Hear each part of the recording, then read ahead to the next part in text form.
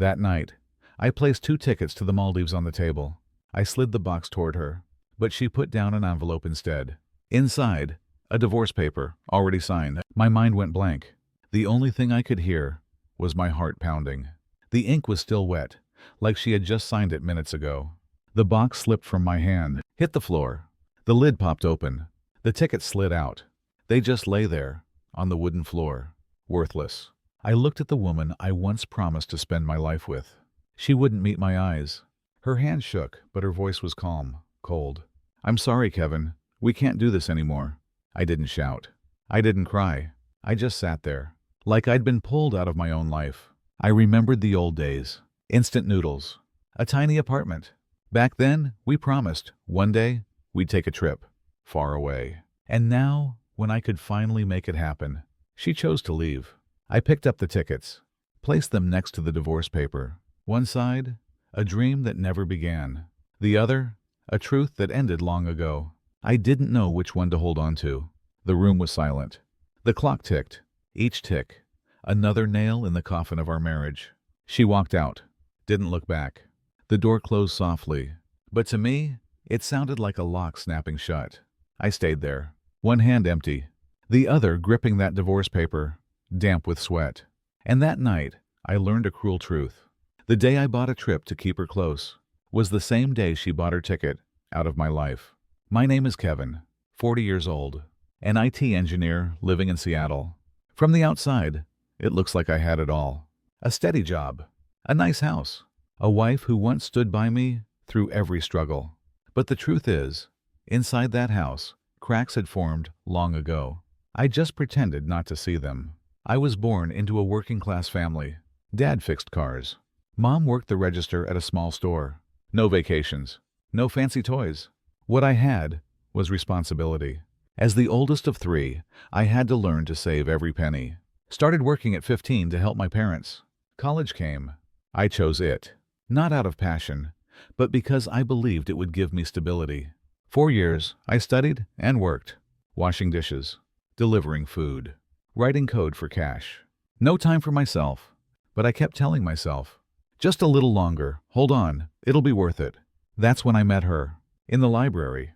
She wore a gray hoodie, hair tied back, a little flustered when she asked me, "Can you show me how to print this?" I smiled, showed her a few keys, a small moment. But it was the start of us. Soon, we stayed late in that library until closing. Some nights, we bought cheap pizza, sat on the steps outside in the cold, laughing nonstop. She told me she dreamed of becoming an interior designer. I told her all I wanted was a job strong enough to take care of family. We didn't have much, but we had faith. And sometimes, faith is enough to carry 2 people through the darkest nights. After graduation, I worked at a small firm. Low pay, student debt. Many nights I thought about quitting, but she was always there, holding my hand, whispering, "I believe in you. One day, it'll get better." Late nights, I coded in a tiny rented room. She sat beside me, sketching designs. We ate instant noodles, shared a bottle of soda. When she got tired, she'd rest her head on my shoulder. And I'd think, if I could give her a better life, I'd do anything. And eventually, we did. I switched jobs, earned more. After a few years, we bought a small house in the suburbs. On signing day, we both cried, held each other, like we had conquered the world. The early years of marriage were beautiful. We painted the house together, bought a second-hand sofa that felt like a castle. Every Sunday, we walked around the lake nearby, talked about our week. She made coffee for me every morning. I left her little notes. "You got this today." Small things that looked like happiness when put together. I used to think, maybe I was right. With enough effort, love lasts. But I was naive. One night at dinner, I was talking about work. She kept glancing at her phone. Each time it buzzed, her eyes lit up. Then she quickly turned the screen face down. I asked. She smiled. "Just clients." I nodded, pretended to believe. But inside, something cracked. Another time, I saw her calendar on the desk. Our anniversary, blank. She used to draw a small heart. Or write, "Dinner with Kev." That year, nothing. I stared, my chest sank. But I said nothing. Told myself, she's just busy, it's fine. But deep down, I knew. When habits disappear, love is already slipping away. On rainy nights, I sat alone in the living room, raindrops against the glass. The sofa beside me, empty. No soft humming from her like before, only the ticking of the clock. I waited. But she didn't come home on time. I texted, no reply. 1 hour, 2. Then just seen. No words back. I wondered, where is she? With who? But I deleted the message, like I had never sent it. I didn't want to be that suspicious husband. One day, while cleaning, I found a new pair of high heels in her closet. I had never seen her wear them. I asked. She laughed. A friend gave them to me. I don't really use them. I believed her. Or maybe I forced myself to believe.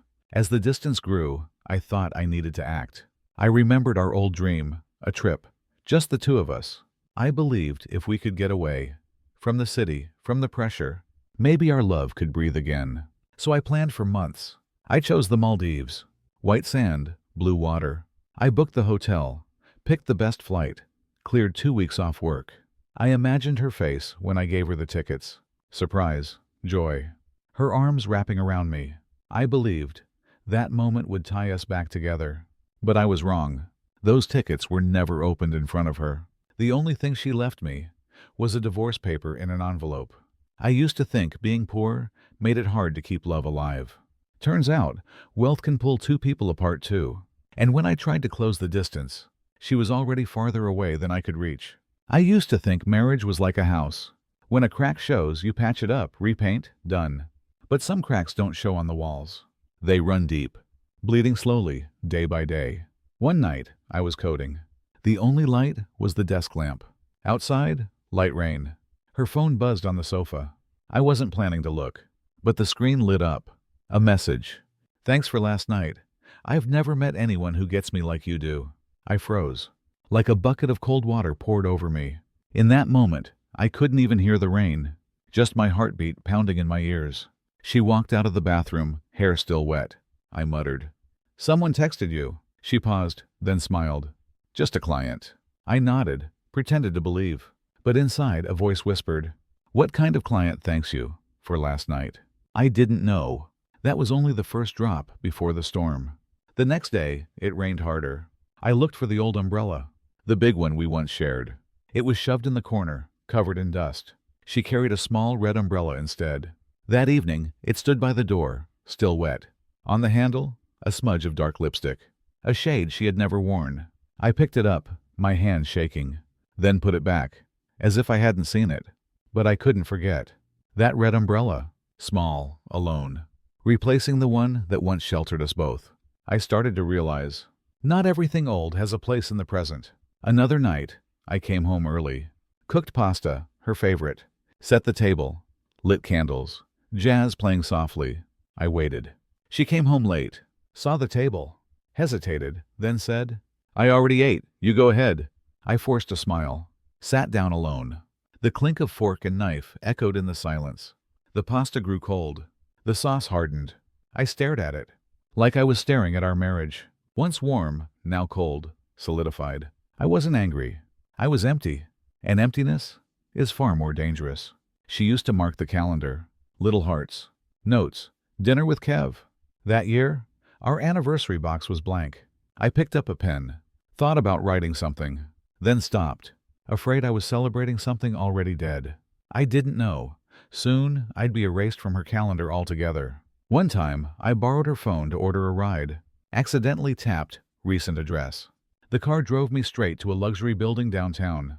I sat in the Uber, didn't get out. Stared at the lit windows, wondering, who's she with up there? The driver asked if I wanted to stop. I shook my head, told him to turn back. On the way home, I bit my lip until it bled. I couldn't face it. I chose to turn away.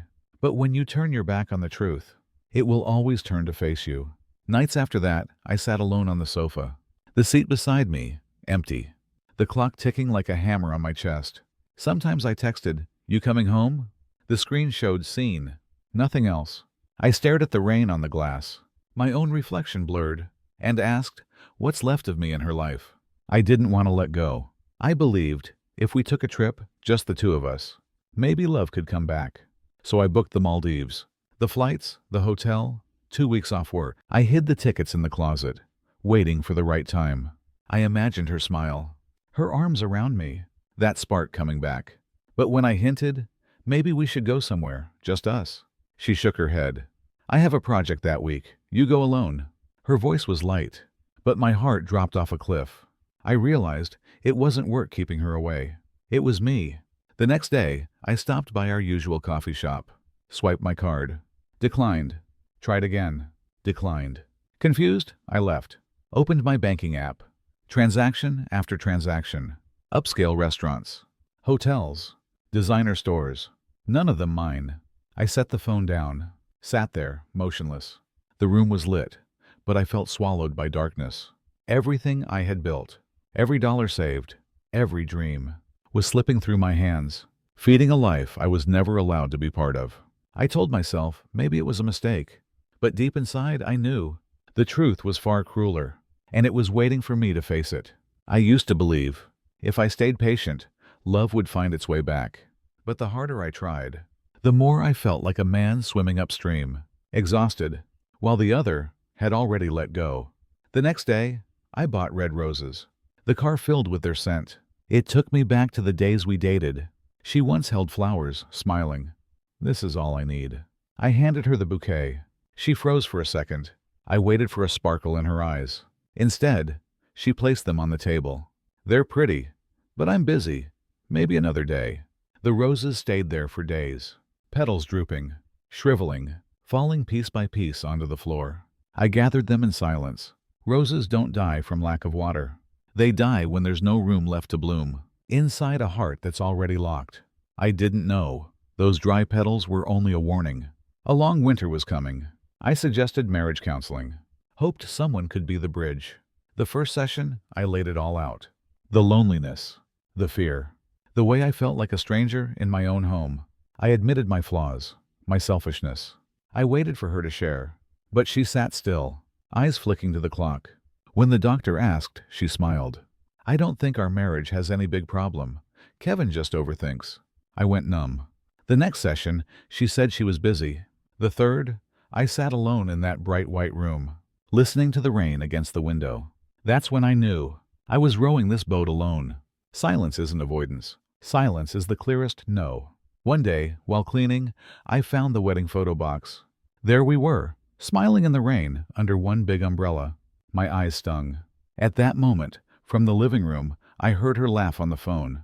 Soft, warm. A tone I hadn't heard from her in years. I clutched the photo, like I was drowning between two worlds. One already dead, and one I was never allowed to enter. Another night, she came home. I reached out, hand on her shoulder. She flinched, brushed me off. I'm tired, don't Kev. Just a few words, but it felt like a slap. I stood frozen, hand falling to my side, watching her disappear behind the bedroom door. Once a single touch made her smile. Now, a touch was a burden. That's when I realized, some distances aren't measured in miles. They're measured in hearts. Another time, I called her. On the other end, a man's laughter. I hung up fast. Minutes later, she called back. Calm voice. I was in a meeting. What's up? I forced my tone steady. Just wanted to ask, are you coming home for dinner? You eat first. Don't wait. The phone slipped from my hand. In the dark screen, my reflection was blurred. Like a stranger, sitting in the wrong house. That year, on my birthday, she didn't come home. I bought myself a small cake, lit the candles, sat alone. When I blew them out, I wished. Just one message from her. But the phone stayed silent. I looked at our first birthday photo. Her arms around me, laughing by a big cake. Then looked back at the tiny one in front of me, the weak candlelight. Sometimes love doesn't fade. It just gets erased, along with the memories. Still, I didn't give up. I booked a table at her favorite restaurant, ordered the same steak we once celebrated with, wore the shirt she once said she liked. When she arrived, I looked her in the eye and asked, "Do you still want to go with me?" She froze, then turned away. "Don't say that. I'm just busy. Work, you know." I bit my lip, wanted to shout, wanted to slam the table. But instead, I lowered my head, cut into the cold steak. She left halfway through. The chair across from me, empty. The wine untouched. I sat there, the music playing, heart heavy as stone. That wasn't a dinner to mend us. It was a goodbye, in silence. After that, she was home less and less. Sometimes gone 2, 3 nights. I asked. She said she stayed at a friend's. I nodded, pretended to believe. Late nights, I sat on the sofa. Streetlights shining through the window. The seat beside me, cold, sunken. I placed my hand there. It felt like touching a ghost. One evening, the wedding frame on the wall tilted. I stood up to fix it. But as soon as I let go, it slipped again. Loose, crooked. I sighed, left it that way. That tilted frame looked exactly like our marriage. No matter how I tried, it never stayed in place. Through it all, I still kept the Maldives tickets. I thought they were a lifeline. But each time I opened the closet, they felt like stones tied to my ankles, dragging me deeper. I didn't know. Before I could give her that box, she would hand me another envelope. One that ended everything. I used to think the deepest pain was when the one you love stops loving you. But I was wrong. There's something worse. When you realize, even the last piece of trust has been traded away. That night, I sat alone in the living room. Only a dim, yellow light over the table. Rain tapping on the roof outside. She walked in. No hello, no glance my way. Just placed a thick envelope on the table. The sound of paper hitting wood was like a blade cutting through my chest. I looked at it, cold dread rising. My hands shook as I opened it. Inside, loan contracts. Borrower, her. Guarantor, me. My signature? Clear, perfect. My heart sank. I had never signed these. So where did that signature come from? I flipped through more. Loan after loan. Large amounts. All with my name. I looked up. My voice cracked. What is this? Why does it have my signature? She sat down, eyes looking away, her voice small, hesitant. I'm sorry, Kev.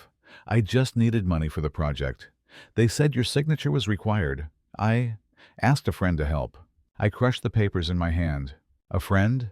Who? M? From those messages? And in that instant, every loose piece snapped together. This wasn't just betrayal of love. It was betrayal of trust. To the bone. I remembered our wedding day. We had nothing. I scraped together every dollar for the simplest rings. When I gave it to her, I whispered, I'm sorry. I can't give you better. She smiled, held my hand. A ring is a ring. All I need is that it's from you. That memory pierced straight through me now. Back then, the cheapest ring was enough. But today, she had forged my name for tens of thousands of dollars. I stood, the files trembling in my hand. I stared at her, silent. She fidgeted, hands twisting together, eyes refusing mine. The room was thick with rain and the ticking of the clock. I wanted to scream, to smash the table, to throw the papers in her face. But I just stood there, breath heavy, eyes burning. Finally, I spoke, short, sharp, cold as a blade. You didn't just take money. You took my soul. She broke down, tears streaming. I didn't mean to. I thought, if the project worked, I'd pay it back. You'd never have to know. I laughed. A broken, bitter sound. Never have to know? That's what marriage is to you? Marriage isn't hiding. Marriage is together. And you chose lies. She clasped her hands, begging. Kev, I was wrong. Hate me if you want. Just don't leave me. I locked eyes with her. And for a moment, I saw the woman who once ate noodles with me in a tiny apartment. But that woman was long gone. No, I said slowly. You left me long ago. Tonight, I'm just signing the receipt. I sat down, placed the envelope back on the table. Each word like stone. You can take the money, but from today, you won't take another day of my life. She sobbed. Don't you hate me? I shook my head. No, I don't have the strength to hate.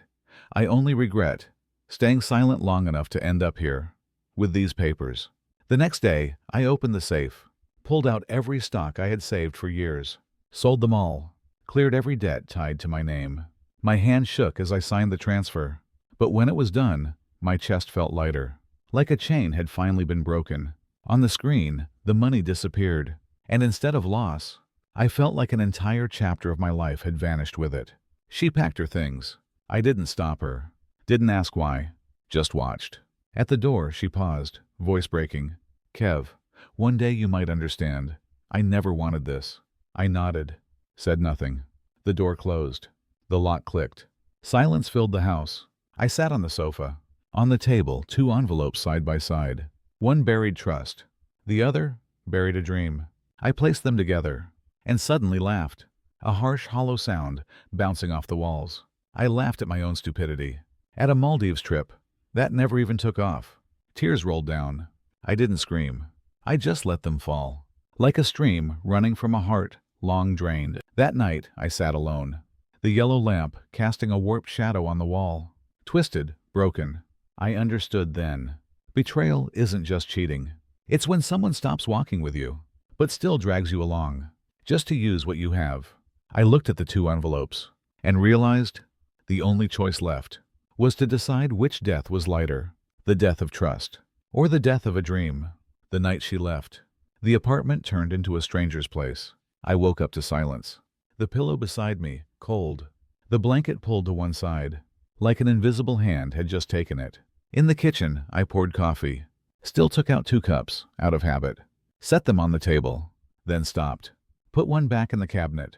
The soft clink of porcelain on wood was small, but it froze me.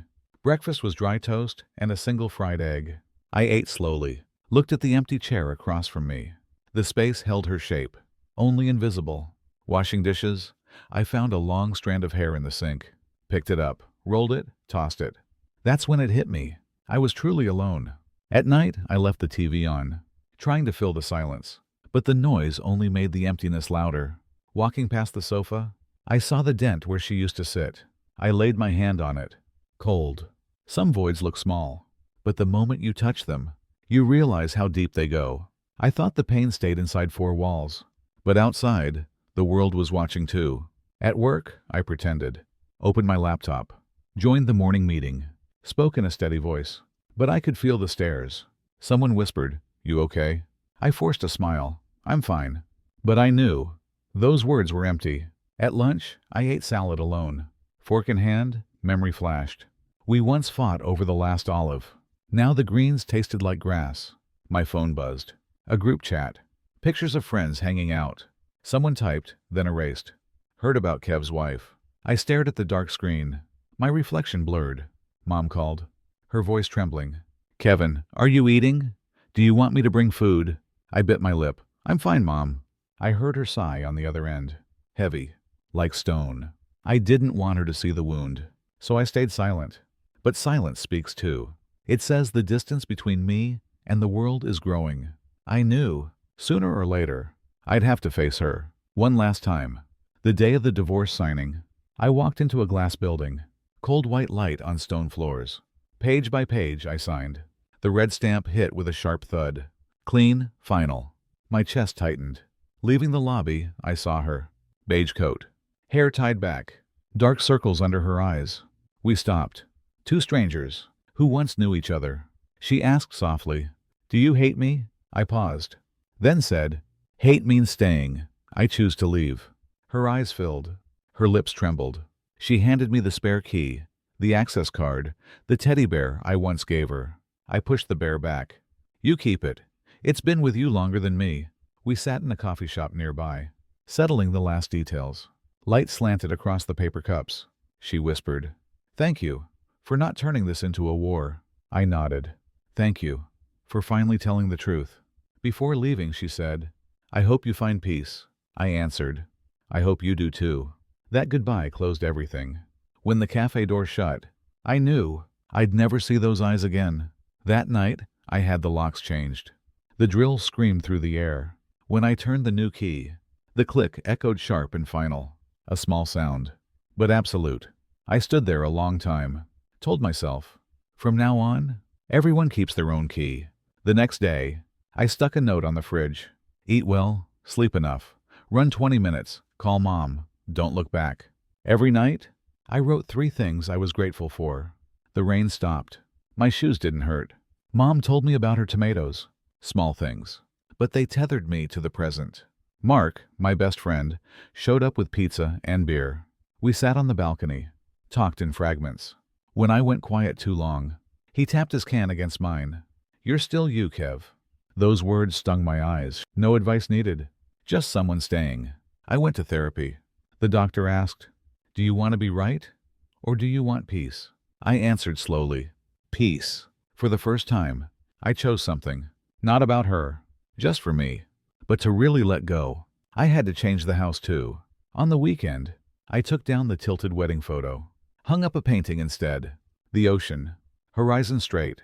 Water deep. Sky open. Dust fell as I drilled the wall. Like memory turning to powder. The frame hung steady. Unshaken. I stepped back.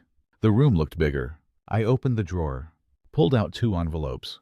The debt papers, stamped paid. And the Maldives tickets, sealed with never sent. I set them side by side. Then turned off the light. In the dark, they were just shadows. I closed my eyes. Listened to my heartbeat. For the first time in months, it wasn't chasing anything.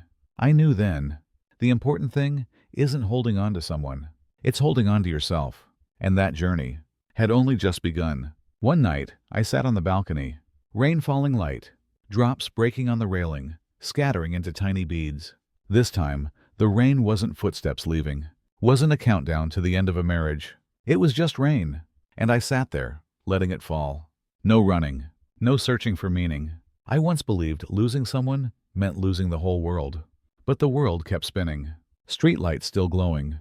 Buses still rolling on wet asphalt. What I lost wasn't the world. It was the part of me that lived in that world. The part I had to bury. Morning came. I poured just 1 cup of coffee. Steam rising, I remembered our tiny apartment. A shaky kitchen table. 2 blue mugs we saved for. She laughed when I chipped one. Doesn't matter, as long as there's still a pair. Now 1 mug stood alone on the shelf. That sight hurt more than goodbye. Day by day, I learned to live with silence. Cooked for one. Ran for myself. Called Mom. Not to reassure her, but just to listen to her stories about the tomatoes in her garden. Small things, but they anchored me to life. Showed me I was still here. One day, I opened the wedding photo box. There we were, laughing under the old umbrella, rain falling around us. I stared for a long time, then closed it. No tears, no smile, just acceptance. It was a chapter, and it had closed. On a run, I stopped at a bridge, looked down at the water. Waves rolling, carrying the city's yellow light. I thought, no harbor can hold the waves. People are the same. Some only pass through, leave a trace, then go. The price of learning this was loss. But loss became my ticket to grow. I learned not to hate, because hate still ties you down. I learned not to blame, because blame keeps you stuck in the mud. I told myself the truth. I had stayed silent too long, and silence cost me everything. But from now on, silence will never be my prison again. One evening, I replaced the tilted wedding photo. Hung up a painting of the sea. The horizon straight. The water deep. The sky wide open. I stepped back. For the first time, the room wasn't just about someone missing. It was space for something new. Not new happiness. Just a different light. And that was enough. Someone asked if I regretted. I thought for a while. Then said, I regret. But I don't repent. I regret giving more than she deserved, but I don't repent loving. What I lost wasn't just a woman. What I lost was the version of me that believed love could outlast every lie. And in losing that belief, I began building a truer foundation. Tonight, I locked the door, lay down in bed. The ceiling the same as ever, but I didn't feel lost under it. I pulled the blanket to my chest, closed my eyes, my heart beat steady, not rushing, not sinking. I whispered, thank you. For still being here. Here is this room, this body, this heart, broken once, now learning to beat again. Outside, the rain kept falling. I don't know if this is real peace, or just the silence before another storm. But this time, if the storm comes, I know how to stand. I won't be swept away.